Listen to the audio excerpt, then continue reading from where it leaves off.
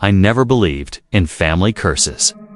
Until the day I inherited that painting. It arrived in a massive, dust-covered crate, delivered to my apartment by a courier who seemed reluctant to touch it. "It's fragile," he muttered, his eyes darting to the parcel like it might suddenly spring to life. Inside was a portrait of a woman, painted decades ago. Her eyes, God, her eyes.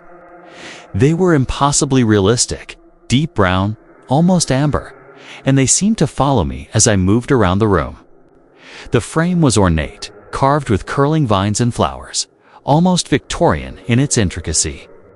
On the back, a note in faded ink read simply, "Protect her. She is watching." I laughed at the drama of it. My family had always been eccentric, prone to theatrics and superstition. Surely this was just another oddity, like my great-aunt's collection of porcelain dolls that always seemed off. But that first night, as I hung the painting above my bed, I noticed something strange. The reflection of her eyes in the moonlight seemed brighter, and the shadows around her face shifted slightly, like she was breathing, waiting. I shook my head. I was being paranoid. It was just a painting. Nothing more. I turned off the lights, crawled into bed, and tried to sleep. And then I felt it. A presence. Not a thought or a dream. A physical awareness.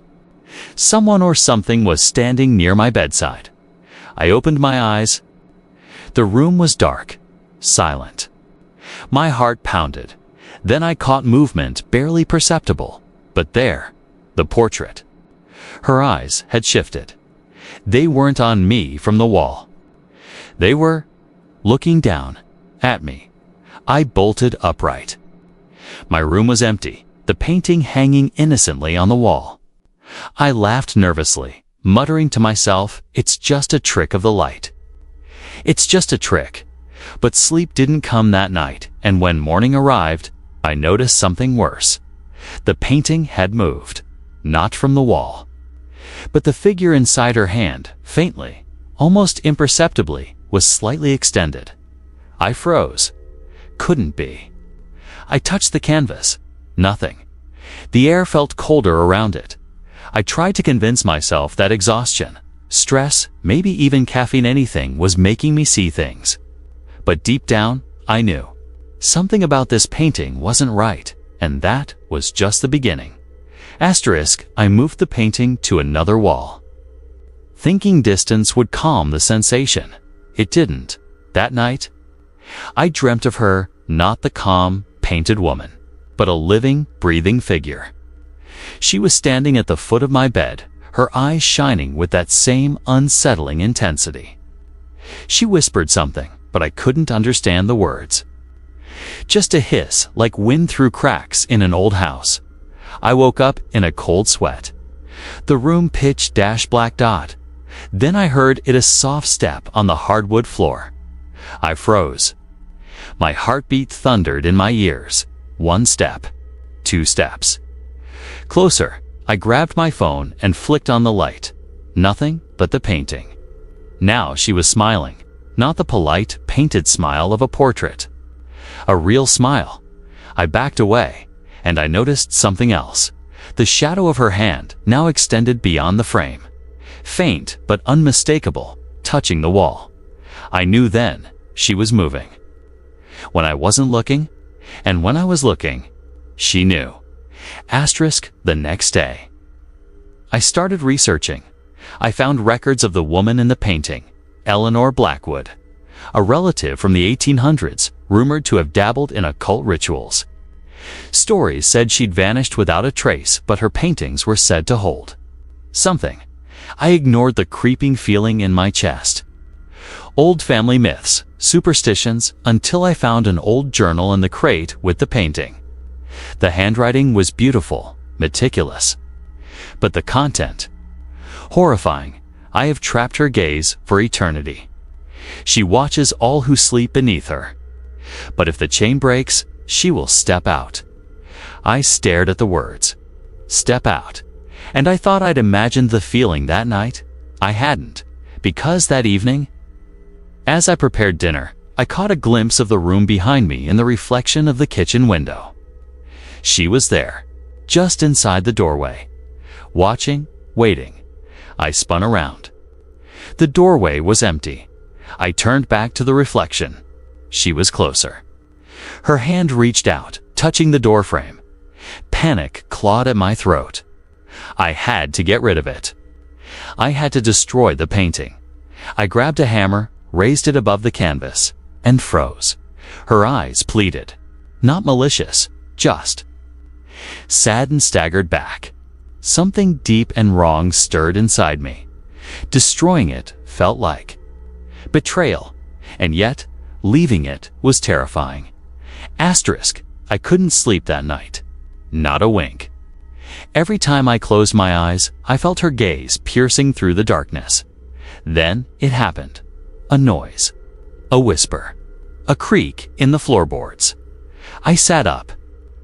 The room was silent. My eyes darted to the painting. Her eyes were on me.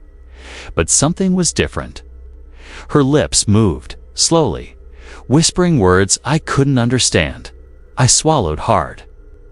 My throat dried suddenly. The room felt smaller, tighter. The shadows around the painting stretched across the walls, like black fingers reaching toward me. Then I saw it, her hand moving, out of the frame. Hovering in mid-air, I froze. My mind screamed. This can't be real. And then she stepped just 1 foot out of the canvas. I fell backward, hitting the floor. My heart slammed. She stood there, fully formed, a ghost of paint and shadow. Her eyes were human now, alive, searching me. I can't stay, she whispered, voice trembling like glass breaking. Before I could react, she stepped back. And just as suddenly, she was gone. I swore I heard the faintest scraping sound, like claws on wood. Coming from the wall where the painting hung. Sleep was impossible after that. Asterisk, I knew I had to do something. Research wasn't enough. Destroying the painting felt wrong. I contacted an art restoration expert, hoping for advice, someone who could exorcise the thing without me having to touch it. Do not touch it, he said, voice low, almost shaking. Portraits with this history. Some souls don't stay contained. You could unleash her permanently, you mean? She's trapped. I asked, he nodded. Trapped. And angry. That night, I tried to stay awake. I barricaded my bedroom door. I shined lights across the walls. I whispered prayers I didn't believe in. Still, I heard her footsteps. Slow, methodical, just outside my door. And then a voice, soft, melodic, calling my name. Michael. I froze. Only my mother had ever called me like that. And she was dead. Michael. I realized then that she knew my fears. She was feeding on them. The next morning, I found something carved into the floorboards tarred her hand. Not a shadow. Not paint. Real scratches in the wood, spelling out, you can't hide. I tried rational explanations. Perhaps a rodent. My mind. No. The scratches were fresh. The painting hung innocently on the wall. But now her eyes were different. Hunger. Intent. She wanted out. And she was using every moment I slept to plan her escape. I read the journal again. The author had left a warning, if she ever steps out fully. She will consume the living, replacing their presence with her own. You must not sleep with her in the room. I laughed bitterly. Sleep had betrayed me, as it always would. Asterisk, asterisk. I tried staying awake. 3 nights. 4 nights. But exhaustion made me weak. And she used it. I saw glimpses now, not just in reflections, not just in the shadows. She appeared in corners, at the edge of vision. Sometimes behind me, breathing softly. I couldn't escape her. The apartment became a prison. My friends noticed my absence. I couldn't tell them they'd think I was insane. One night, I fell asleep in the living room. Chair propped against the door. I awoke to a hand on my shoulder. Cold, bone white, I turned. Her fully stepped out, breathing, alive. "Watching me, Michael?" she whispered, closer than ever. I bolted, tearing past furniture, running into the hall. My mind screamed. I knew then there was no escape. Not unless I faced her. Asterisk, asterisk, I decided to confront her. I dragged the painting into the center of the room. Candlelight flickered across her face. "I don't know what you want," I yelled. "I can't let you." Her eyes widened. She tilted her head, studying me. "I want freedom," she said, voice trembling but firm. "And a replacement." I understood then. Every story, every warning. She could not exist in the world without a host. She wanted me. I realized my only chance. Trap her like she had trapped herself. The journal had a ritual. Words of containment, blood, fire, and intent. I gathered what I needed. Candles. Salt. My own blood, drawn from a scratch on my hand. She circled me, whispering, reaching. I began the chant. Her face twisted in fury and fear. She screamed, and just as suddenly, she lunged. Everything went black. When I woke, I was outside the apartment. The painting was gone. I checked the journal. The ritual had worked. Sort of. I thought I was free. Weeks passed. I tried to move on. Friends, work, normal life. But nights were restless. One night, I awoke to a faint reflection in my phone screen. Her eyes, watching me sleep, only.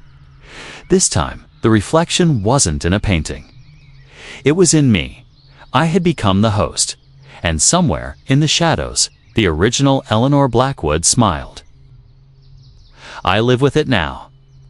Every night, I feel her presence in my dreams. In my thoughts, watching, guiding, controlling. I am still me, but not entirely. Part of her lingers, whispering, plotting. I warn you, do not bring the painting into your home. Do not believe it's just a family heirloom, because if she finds a way to step out, she will, and the next time she does, it could be you who wakes up to see your own reflection smiling back at you from the wall. Asterisk, asterisk. Thanks for watching this terrifying, scary story. Hoped you liked it. If you watched till the end, please comment "end" so that we could understand you were with us till the end. If you've ever had a creepy experience, let us know in the comments below. We'd love to hear your stories. As well as, please let us know, where are you watching from? Don't forget to like, share, and subscribe for more spine-chilling tales. Last but not the least, before leaving, please check out the horror story ebook. Link in the description. See you in the next one. Until next time, stay safe and stay out of the shadows. Good night.